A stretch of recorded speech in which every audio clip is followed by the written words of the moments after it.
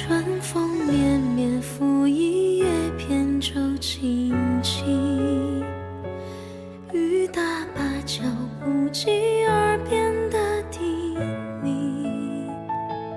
一座城，一身情，一曲相思锁一心。梦里桃花片片散落奔月明。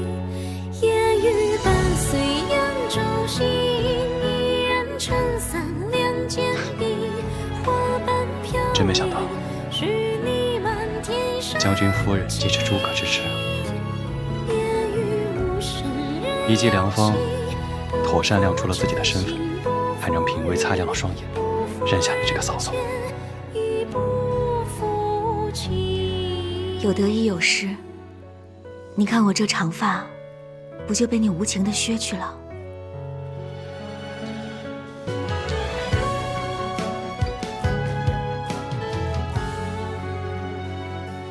春风绵绵，拂一叶扁舟轻轻，雨打芭蕉不及耳边的叮咛。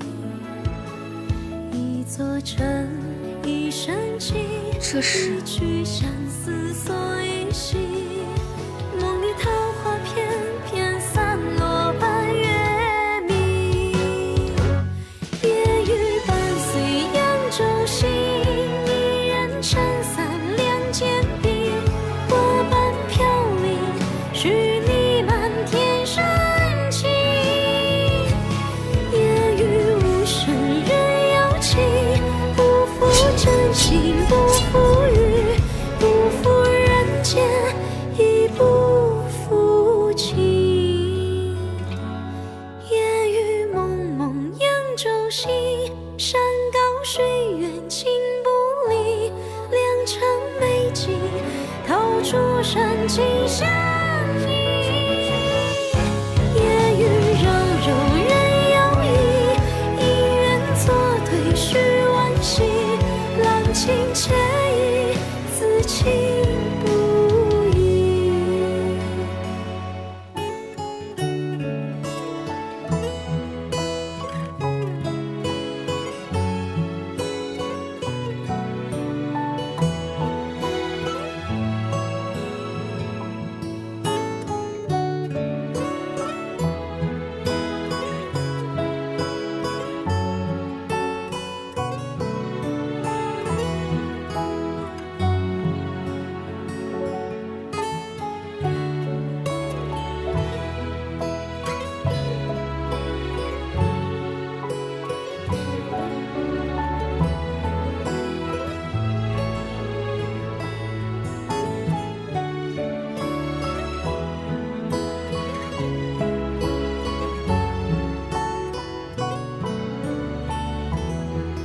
若谦，我给你收拾的差不多了，你过来看看还缺什么？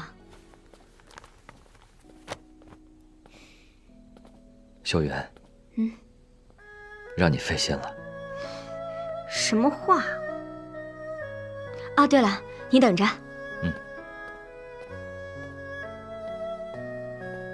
来试试，这是我给你新做的。这得花费不少的银两吧？这算什么呀？这2年我不在你身边，你自己也不知道置办2身新衣服，看着让人心疼。转2圈看看。确定是2圈？1圈，2圈。还不错嘛。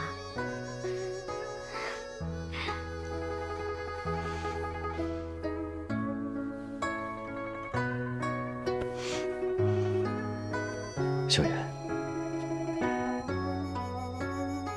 我都懂。若谦，我有个事儿想和你商量。你说。但不知道你愿不愿意听。都老夫老妻的了，有什么愿意听不愿意听的？哎，我说你一个性格直率之人，怎么也变得扭捏起来了？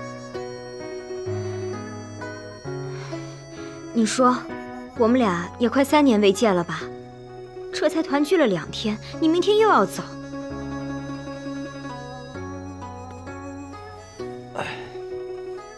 等这仗一打胜，我立刻回来。可是你去那么老远的地方，又是疆场，我不放心啊。我行走江湖这么多年，有什么不放心的呀？哎呦，我不放心就是不放心。说吧，你到底想做什么呀？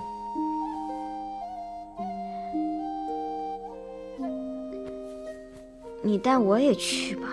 不行。怎么就不行了？这路上多一个伴儿，他怎么就不行啊？路途遥远，而且军中环境十分的恶劣，我是怕你受苦啊。我不怕。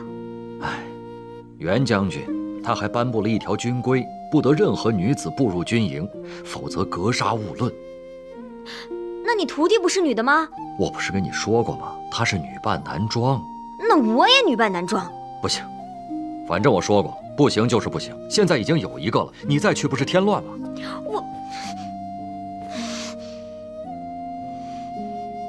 秀云，秀云，其实能和你再次相见，我就已经别无所求了。别无所求还乱跑？我那不是乱跑，我去边城，把那大事有头有尾的做完，你就在家安安心心的等我回来，好吗？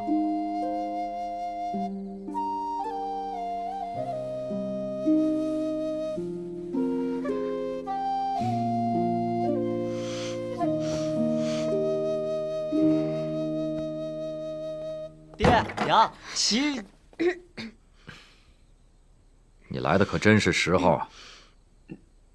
说吧，什么事？齐三公子来了。行，我们知道了。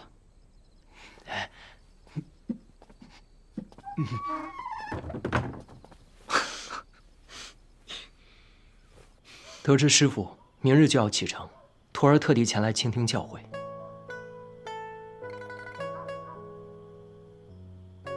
其实别的也没什么，只是那人阴险狡诈。你和玉虎虽然多次挫败他的阴谋诡计，但也不可总是兵来将挡，水来土埋，迫于招架。应该让你的祖母早日看清他的阴险嘴脸。师父言之有理，不过此人在祈福蛊惑人心已久，奶奶对他深信不疑，恐怕这逆耳之言听不进去啊。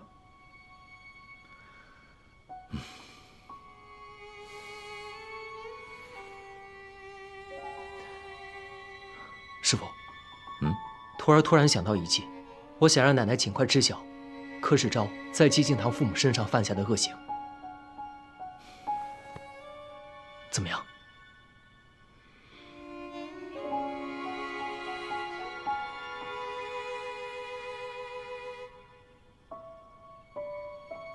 好计，天磊，我走了之后便可使此计。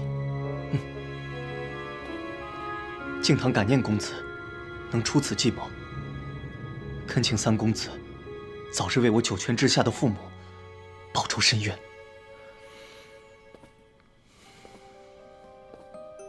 敬堂兄弟，此仇不是不报，时候未到，但一定会有那一天的。多谢三公子，快请起，不必多礼了。师父，那你明日启程一定要小心谨慎，我和玉虎就先回去了。师父，一定要多保重。好，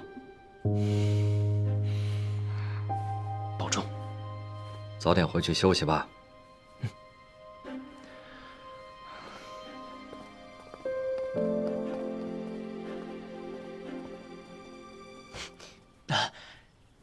干爹干娘早点休息，我便先走了。你也早点休息。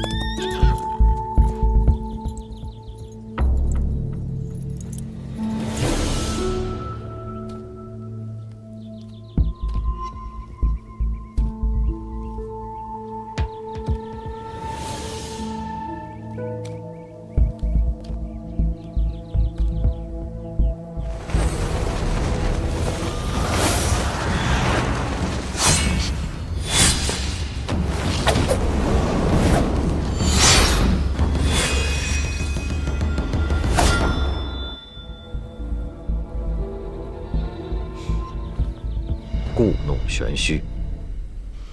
你怎么认出我的？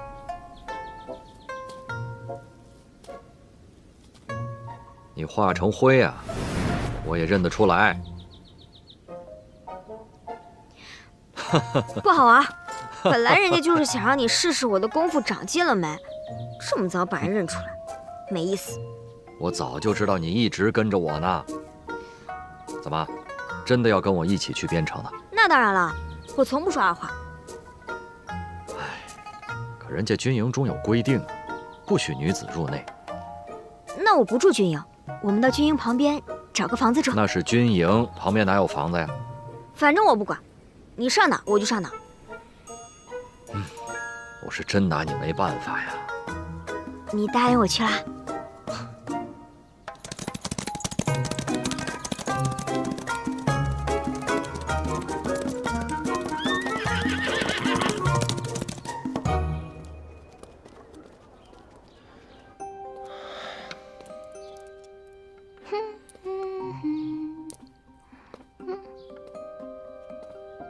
天雷，你怎么魂不守舍的？想什么呢？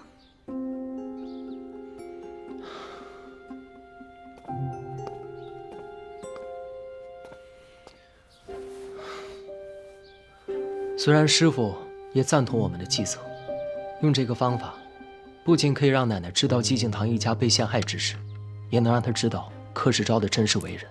那有什么好顾虑的？但是揭穿此人，又谈何容易呢？你是怕奶奶不相信你？奶奶自然是更相信他了。为什么呀？奶奶年轻时喜欢养兔子，最宠爱的那一只脖子前有一撮红毛，后来得病死掉了，奶奶伤心不已。偏巧，远在江浙的姑母足月生辰，诞下一名男孩，这名男孩的脖子前竟然也有一块红色胎记。奶奶听闻之后，便以为是玉兔转世，亲自前往江州查探，之后便倍加宠爱。此人就是与我大哥同年生辰的柯世昭。竟然有如此巧合之事。这个柯世昭极会笼络人心，整个齐府上上下下，除了我母亲、雅妹之外，所有人都认为他好。你觉得，要是我们没有掌握他的铁证，奶奶会相信我们说的话吗？有道理。所以此计还需周密行事，最好是能够支开柯世昭，单独向奶奶汇报，免得节外生枝。唉，要是他不在府上就好了。对呀，奶奶一直想收回一家外地的商铺，我可以在奶奶耳边吹吹风，让她派柯世昭去速速督办此事。就这么办。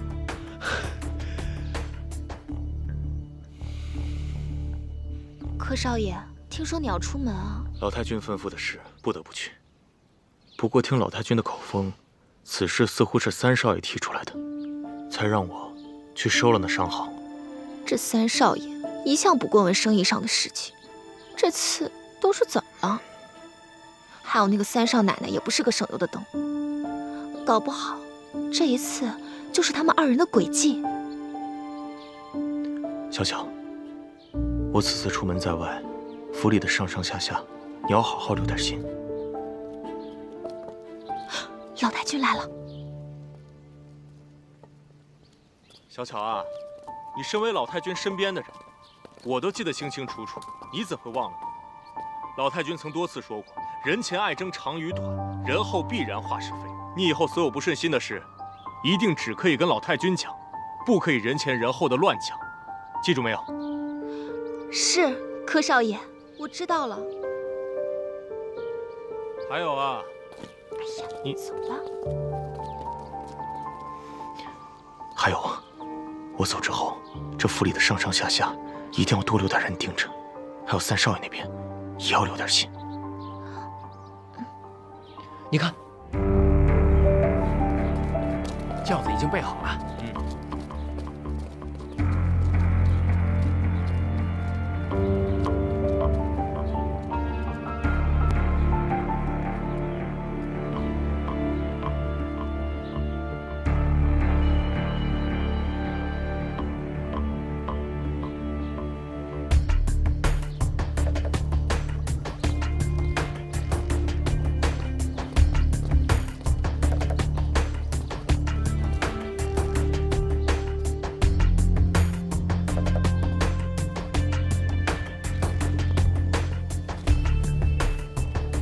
少爷您的包袱。来，起轿，走了。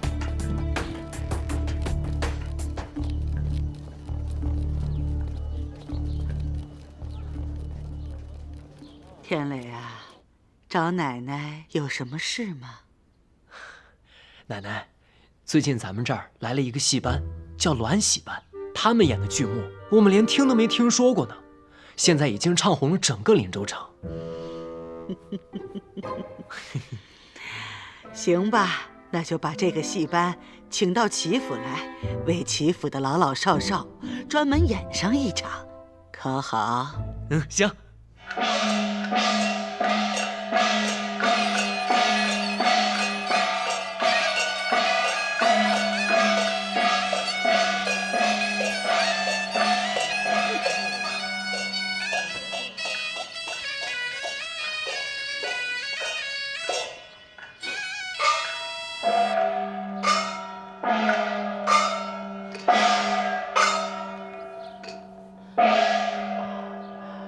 二老弟娘在此休息片刻，待去早晚随来。好。哎，天高望地远啊！有缘父此生啊！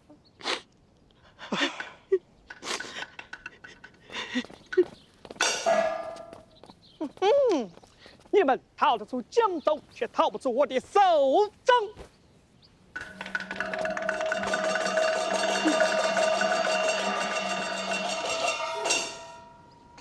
哎呀，周公子啊，你为何就少不了我们呢？阴曹地府，将你去吧！上。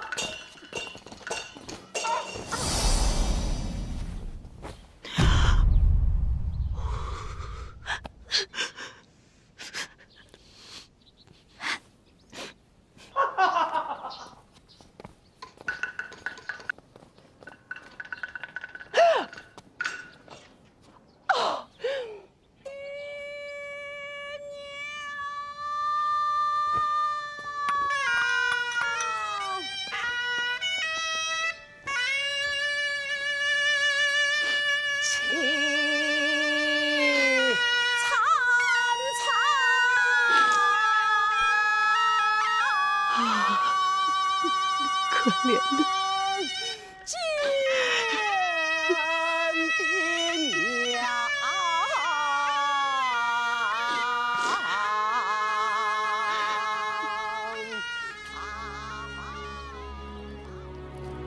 哎呀，好了，奶奶，您别哭了，这哭坏了身子可不好。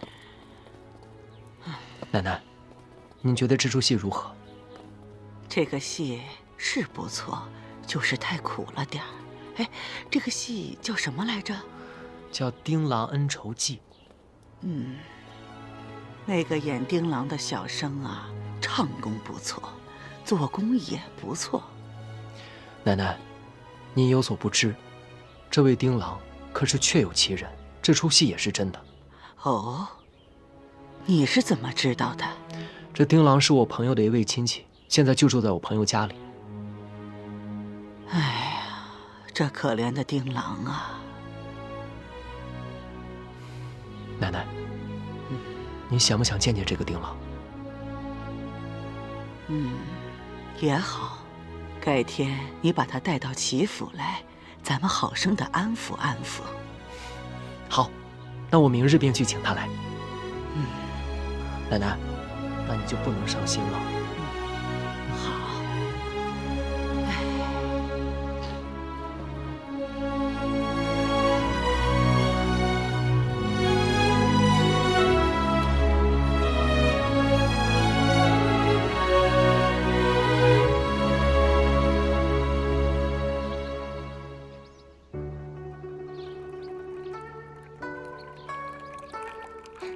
奶奶，我新寻得了好茶，一会儿让小巧姐跟着小喜去取。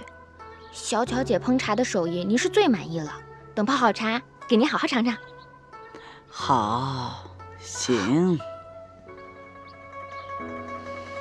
小巧姐，随我来吧。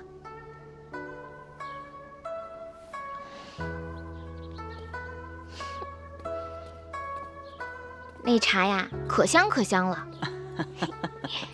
是吗？您肯定会喜欢的。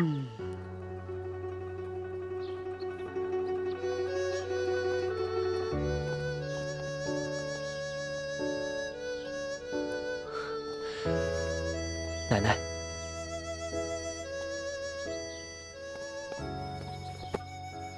见过老太君。起来，不必拘礼。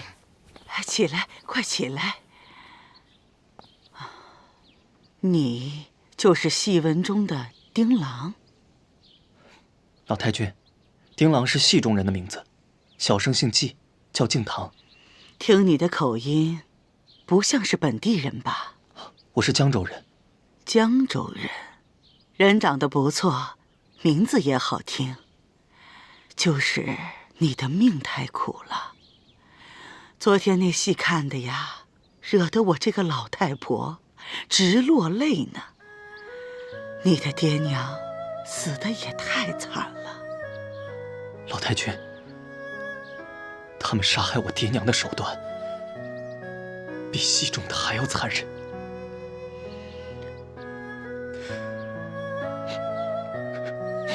别难过，别难过了。既然如此，那我就问问你，为什么不把真实的情况写到戏里，让大家都知道呢？戏班班主怕惹祸，只能真真假假、虚虚实实。况且我爹的冤屈，也不是一场戏可以说明的。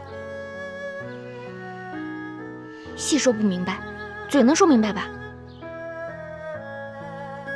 老太君，那戏里的周世彪是借刀杀人，可那江州的周世彪是用毒计害人，心狠，手更辣。他们为什么要缠着你家呢？江州城东有一恶霸，恶贯满盈，坏事做尽，而他的儿子周世彪，跟他比起来是有过之而无不及，人称玉面郎君。我们家在城西经营着一家药馆，本来与他们周家毫无瓜葛，可万万没想到，还是被那恶人盯上了。那他们有何图谋？他们看上了我们季家的药馆，那是块生意兴隆的风水宝地。起初，只是派人出价收购，我爹爹一口回绝了。后来他心有不甘，便想出了一条丧尽天良的毒计。毒计？什么毒计？奶奶，您先别急，听他慢慢说。好，你慢慢说。那恶人周世彪一心想要我家的地，但是又不能从城东到城西去强抢，于是便挖空心思的陷害我家。直到有一天，他在江州的大街上东游西逛，看到了一对乞丐母子坐在街头乞讨，心中突然冒出一个毒计。他别有用心地走到乞丐母子面前，说这乞丐母子的样貌像是他家一个什么远亲。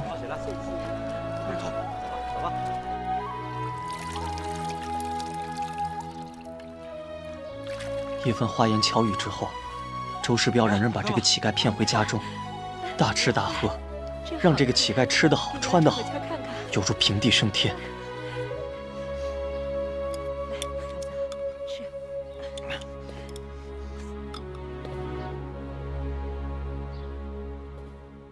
如此，他也就乐得跟在周世彪身后收租讨债，狐假虎威，当了一个衣来伸手、饭来张口的甩手公子。这个乞丐在周世彪家中一住就是半年。有一天，这个乞丐公子偶然得了小病，周世彪便请了个郎中给乞丐把脉瞧病，开了药方。乞丐公子便拿着这张药方到我家的药店去抓药。为人朴实的爹爹，万万也没有想到其中有鬼。他按照药方抓了药，给了这个乞丐公子。公子，你拿好。谢谢少爷。之后，周世彪又派人偷偷将真药换成了毒药，乞丐公子喝下去之后，顿时七窍流血，一命呜呼。贩卖假药，谋财害命，给我见官！怎么可能呢？我们季家药铺一向卖的都是货真价实的药。快走！周世彪让他的手下抬着乞丐公子的尸体到我家店门口大吵大闹。爹爹和他们理论，可是这帮恶奴蛮不讲理，硬说爹抓错了药，害死了乞丐公子。他们不由分说地把爹拖进了衙门。收了周世彪贿赂的县官，用酷刑逼我爹爹招供。可怜的爹爹，蒙冤寒屈，惨死狱中。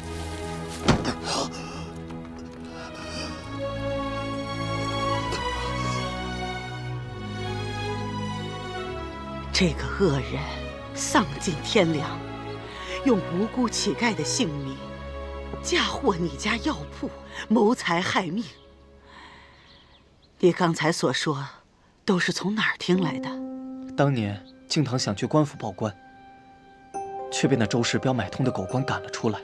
恰巧在门口遇到了那位乞丐老太，乞丐老太也觉得他的儿子死得有蹊跷，便去质问周世彪。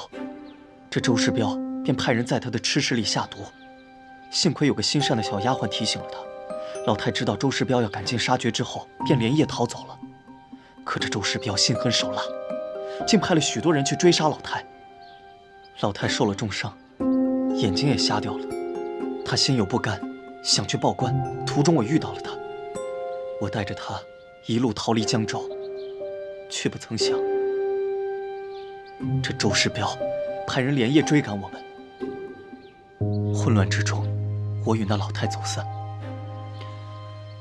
唉，善恶到头终有报。敬堂，你今日来，就算是我们有缘。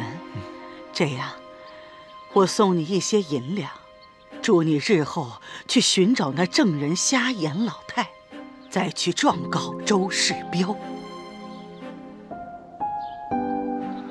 若是我说出那周世彪的真实姓名，奶奶，这戏中的丁郎实是季敬堂，不过这戏中的周世彪嘛，是谁？禀告老太君，那戏中的周世彪不是别人，正是来自江州的柯世昭。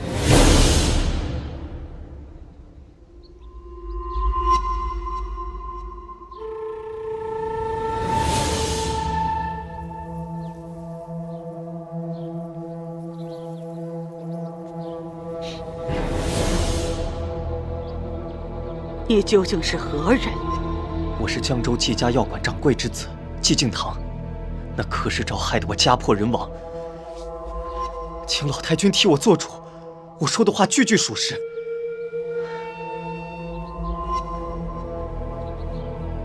这是我爹临死之前亲手写的，连狱中的狱卒都动了恻隐之心，才将它转交给我。敬堂报官无门，又与老太走失，丢了人证。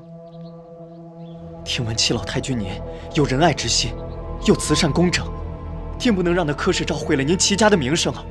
于是我才斗胆来见您，求您给我个公正。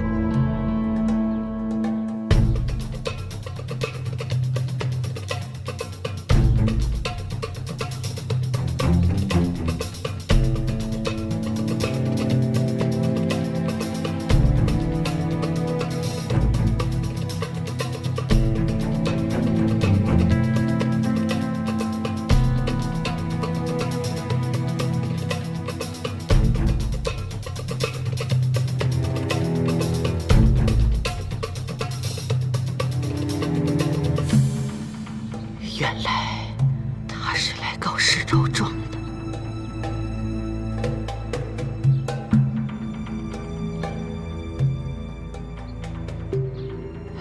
既然这个案子他官府都管不了，又没有证人，我一个商户老太太更不方便插手。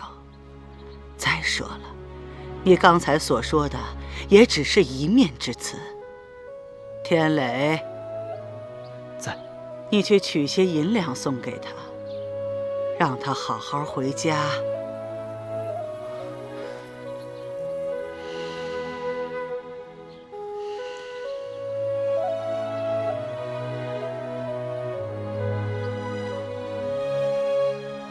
是。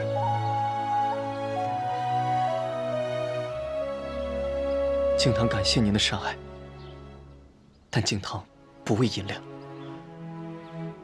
只求替我父母还个公道。祝老太君福寿康宁，敬堂就先告辞了。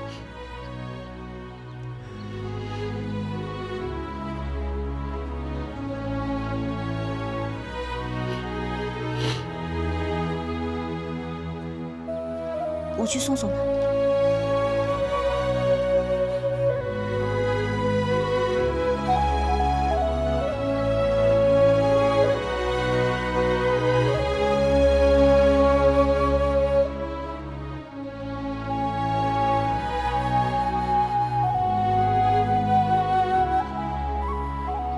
天雷，你是怎么认识那孩子的？有一天，他在咱们齐府大门口吵嚷，说着要见你，让您替他做主，结果引来了王胡子等人，将他暴打一顿。我与冰燕正好路过，将他救下。世昭在吗？他不在。那为什么你不早点告诉我？孙儿想，毕竟此事牵扯3条人命，又与柯表兄有关，不能只听信一面之词便妄言相信，还想等着查实之后再说也不迟。天雷啊，寂静堂的事情你不要再管了。世昭现在是在替我办事，办的都是我们齐家的大事。如果让他牵扯到官司，那受损的可就是我们齐家了。奶奶，这寂静堂家的冤情早晚都会真相大白，但是咱们齐府的大事，您还是尽快收回自己手中比较好。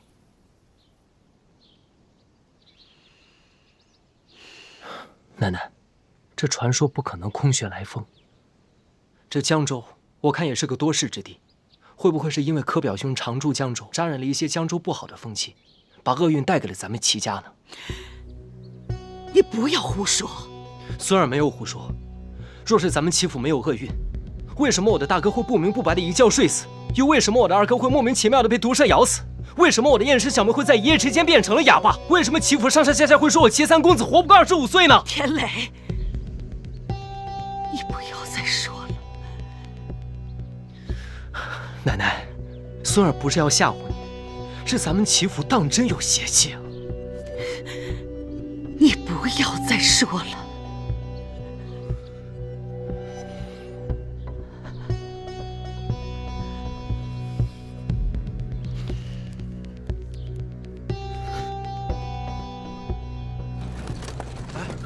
快走2步。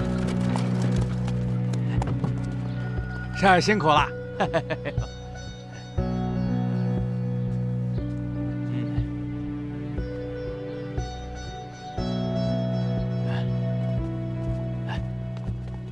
快点，少爷请。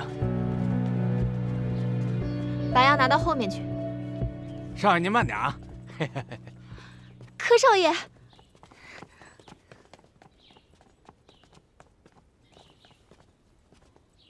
柯少爷，你总算回来了。回来了。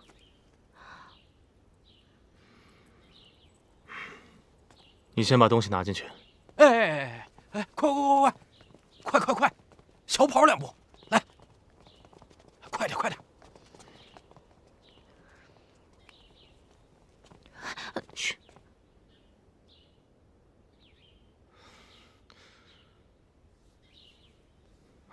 小巧。你来和我说说，我不在府中这几日，这府里都发生什么事了？那3少爷和3少奶奶给老太君请了戏班子来演戏。后来呢？第2天，我本陪在老太君身边，却被3少奶奶支开去烹茶。回来的时候，3少爷带着个少年在与老太君说话，老太君满脸不悦。小巧，你可有看清这少年长何模样？被三少奶奶带着匆匆的走了，我站得又远，看不清楚。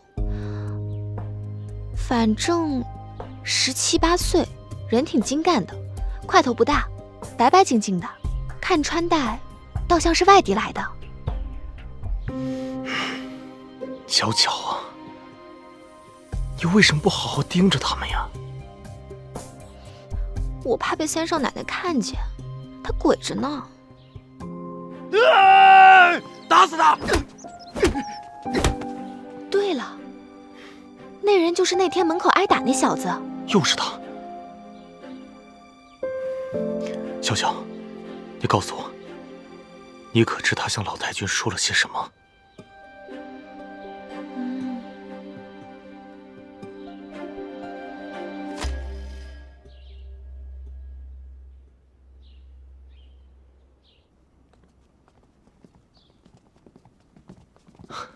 外祖母，世昭拜见外祖母。世昭，